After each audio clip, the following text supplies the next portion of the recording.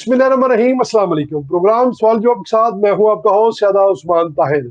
नाज़रीन किराम, बलोच अवाम का कातल, बलोच अवाम के नाम पर पैसे खाने वाला, बलोच अवाम की तरक्की खाने वाला, बलोच नौजवानों को कलम की जगह हथियार पकड़ाने वाला, बलोच अवाम की लाशों पर सियासत करने वाला, लापता अफराद पर सियासत करने वाला, बलोच अवाम के दिलों में पंजाबी, सिंधी, पख्तूनों की नफरत डालने वाला मदारीगर फिर डुगडुगी बजाता हुआ मैदान में आ गया। अख्तर मेंगल फिर सियासत चमकाने मैदान में आ गया। बलोचिस्तान के हालात खराब होते ही इनका ड्रामा शुरू। कौमी असम्बली की 2 साल की तनख्वाहें वापस करने की ड्रामेबाजी शुरू कर दी।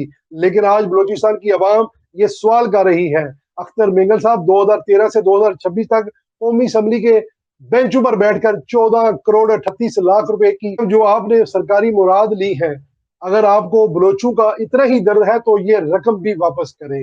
अख्तर मेंगल साहब, पीटीआई के दौर में आपने जो लापता अफराद के नाम पर इमरान खान से 12 करोड़ रुपए लिए, फिर वो भी रकम वापस करें। इस वक्त बलोचिस्तान से ये आवाजें उठ रही हैं कि आपका ड्रामा पुराना हो चुका है, कि वही अख्तर मेंगल है जो दहशतगर्द जमात बीएलए के लिए दिन रात दुआएं मांगता है, जिसका अपना सका भाई खुद मुल्क से बाहर बैठकर बलोचिस्तान की अमन को तबाह करने के लिए लश्करे बलोचिस्तान रियासत के खिलाफ एक तंजीम चलाता है। इसकी सहूलतकारी जराये के मुताबिक अख्तर मेंगल फराम करता है कि वही वडेरे जगीरदार सरदार है जो असल दुश्मन है बलोच कौम के, जिन्होंने बलोचिस्तान को खंडरात में बदल दिया और खुद अपनी जदादे प्रॉपर्टियां कराची, इस्लामाबाद और दुबई और दीगर ममालकों में बनाई।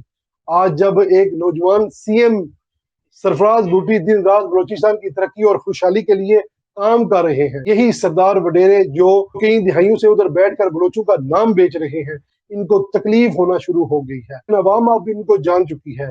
ये तमाम लोग बुरी तरह बेनकाब हो चुके हैं।